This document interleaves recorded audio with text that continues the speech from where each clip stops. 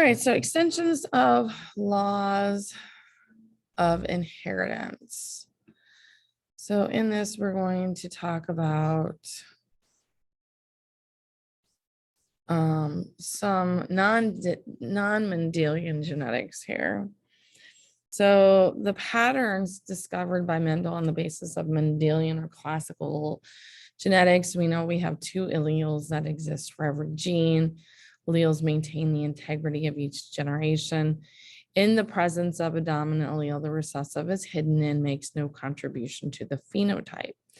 Recessive alleles can be carried and not expressed by individuals. The presence of the dominant allele, independent on whether the individual has one copy or two, always results in the same phenotype, basically saying it doesn't matter if you have one or two dominant genes, you'll look the same. That's called complete dominance. But this is not true for every characteristic. So not all traits are passed from parents to offspring according to Mendelian genetics. And we're going to talk about a couple of these examples. The first one is incomplete dominance. So sometimes the heterozygous phenotype is in between. And so when it's in between, we call it incomplete. We're saying that the big R is in the heterozygous is not completely dominant.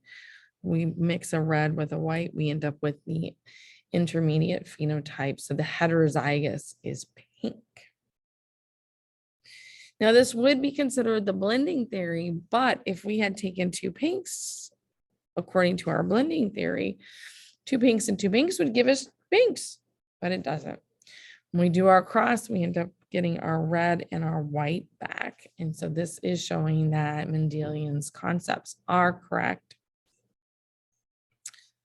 It's just in this case, our heterozygous is showing you it in an incomplete dominance, and that it is an in between the two parents phenotype. Basically, we're saying, well, I don't have enough red pigment to give me true red. I only have half the amount of red pigment being made, so I get pink. And then we have this thing called codominance, and codominance is where you see both at the same time. And we see this with blood types, like when you can have A blood, you can have B blood, and you can have AB. AB meaning you see both the A and the B protein. So they are codominant. The phenotype is AB blood type.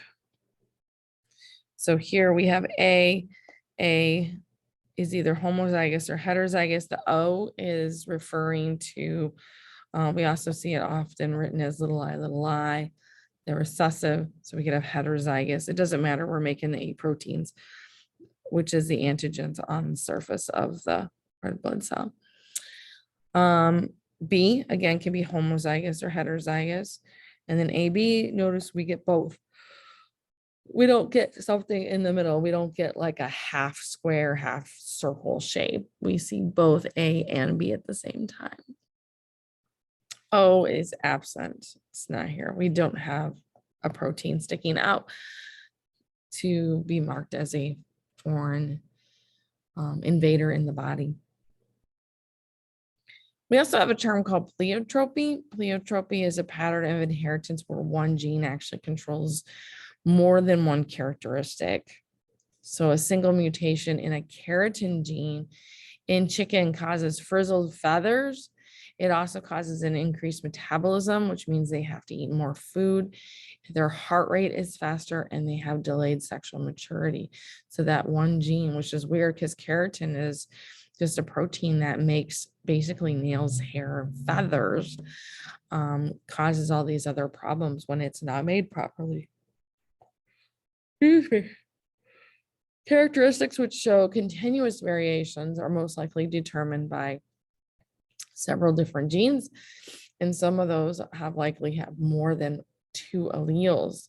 When multiple genes control characteristics and each gene that an individual inherits has a small additive effect of the overall phenotype, is called polygenic. Polygenic meaning more than one gene. We also have some environmental influences that will affect a genotype. And this is where, I mean, you guys know that you look at skin color and you know that the amount of UV light that you get affects your skin color, not just your natural skin color there. It was that gives us that big debate about nature versus nurture, which still kind of goes on. And we like to do a lot of identical twin studies, especially identical twins that were separated due to adoption or whatnot, and to see how similar they still are separated. And it is unknown exactly how much that influences the phenotype, but it is likely differs by characteristic. Yeah. All right, I got the yawns. So chromosomal basis of inheritance. So we have the chromosomal theory of inheritance, which states that genes are found at specific locations on the chromosome, and that the chromosomes that independently assort and segregate during metaphase 1 and anaphase 1 of meiosis 1. This is the purpose was when it was noted by Mendel's law, matched chromosome behavior during meiosis and sexual reproduction. However, we do have what's called linked genes, which violates that law of independent assortment. So we look at some dihybrid crosses, and we knew we were supposed to get that 9:3:1 ratio, and we didn't. And we did our chi-square test and it came out huge, and it's like, what's going on here? But what we find is that when genes are on the same chromosome, especially if they're next to each other, they go together. And so they don't randomly assort, right? They're like a partnership. And so those are called linked genes. Some genes have more than 2 alleles, and this is referred to as multiple alleles. Recall that we have 3 alleles in human blood types. We have A, B, and O. So we don't just have our 2 options, we have 3. When many alleles exist for the same gene, the most common phenotype or genotype among the wild is called the wild type, where the other phenotypes or genotypes are called the variants, meaning they deviate from the wild type. So here's an example using bunnies, where we have multiple alleles. So we could be C superscript CH or CH, or just plain recessive little c. We know when we have big C, our wild type, that's what we see the most, is our brown. When we get homozygous for the chinchilla, we get this chinchilla phenotype versus our Himalayan, and then no color at all. So we get our albino. When we also talk about skin color has 2 things going for it. One, it has multiple alleles, has 3, actually it's polygenic, has 3 genes. Doesn't have multiple alleles. It has either big A, bigger little a, bigger little b, bigger little c, but it does have 3 genes. So it has 3 genes contribute to skin color. We also know they are incomplete dominance, because if this was complete dominance, this would be black, but notice they're in between. Let's see. Hold on. Trying to pause it. I have someone at my door. Recording.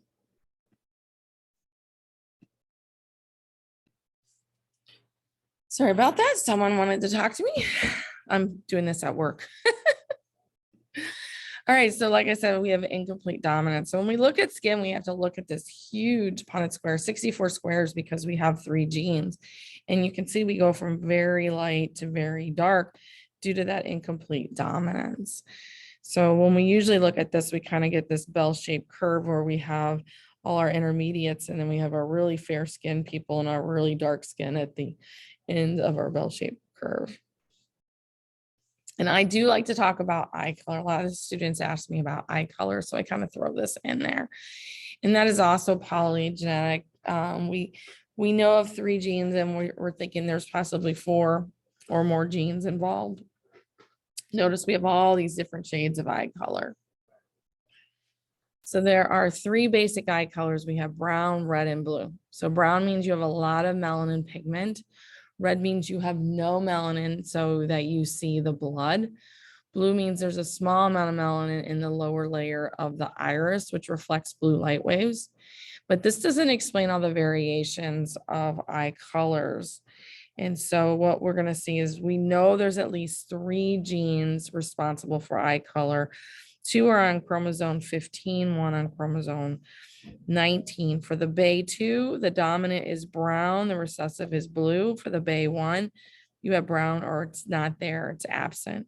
For the GE or GEY, green is dominant, which means we have a little bit more melanin. And so it turns the blue into green, and that is dominant over the blue. So for blue eyes, there's only one phenotype one genotype for blue eyes. And that means you have to be blue, blue, absent, absent, blue, blue, because it's recessive. So that's the only way you can get blue eyes. For brown eyes, it doesn't matter. If you have just one brown here or one brown here, you have brown eyes.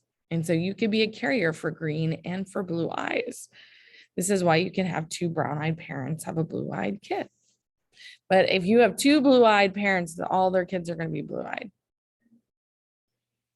Green eyes, you're going to be blue, blue, absent, absent, but then you're going to have that green. You could be green, green, or green, blue, which is why you could have 2 green-eyed parents actually have a blue-eyed child.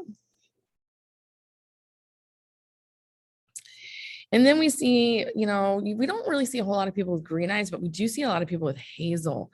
And that's because they believe that there's this modifier gene. And if you have the modifier, we all have the modifier gene, but if you have a big M, it turns your green eyes hazel. And so the only way that you could actually have truly green eyes is to be recessive for that modifier gene. So you would have to be, like I said, green with that one of those dominant modifier genes, and then you have hazel eyes. Violet eyes, I know it's covered, but it is basically the same genotype as blue eyes. It's just, or at least similar to that phenotype. Now, whether there's just a little less or a little more blue, or it's a little bit different in the placement of the iris, we're not quite sure, but there are people with violet eyes. Different colored eyes is called heterochromia. This is where you either have one eye that has 2 different colors, or each of your eyes are 2 different colors. David Bowie would be a good example of that. And that's because he has heterochromia. He actually has 2 blue eyes growing up and everything, was born with 2 blue eyes, but he was in a bar fight and we have damage to the iris, you can get what's called blood staining. So if you bleed into that iris, and it's almost like a tattoo, and so it stays in the iris and makes it a different color. We also have, so there's our trauma. If you do notice that picture, you see his pupil is blown on that darker eye, so it doesn't work properly. X inactivation is one of the possible ways that females could have heterochromia, but it doesn't explain males. We do not get into X inactivation anymore in this class. But if you take a higher level genetics class, you'll get into that. There's also some medical conditions that can affect pigment production, and that can also cause heterochromia. And back to the environmental effects. So again, many characteristics result from a combination of heredity and environmental, like I talked about skin color, whether you're susceptible to certain diseases, again, if you smoke or you do other things that we know can cause cancer, for instance, pesticides, chemicals, all of those things that we are not supposed to do. Although if you talk to people, basically you would have to live in a bubble and live on probably organic vegetables to not be exposed to so many of the carcinogens we put in our daily living. We talk about sun causing skin cancer, and now they're talking about the chemicals in sunscreen possibly causing cancer. So it's kind of a crazy world, and you basically have to figure out which risk you're willing to risk, basically. All right. So, and I did already talk about the identical twins and how they do show some differences when they are separated and grown up in different environments. So only genetic influences are inherited, not environmental. And that is the end of that presentation. So hopefully you found this one interesting. And if you have any further questions, please feel free to reach out and ask.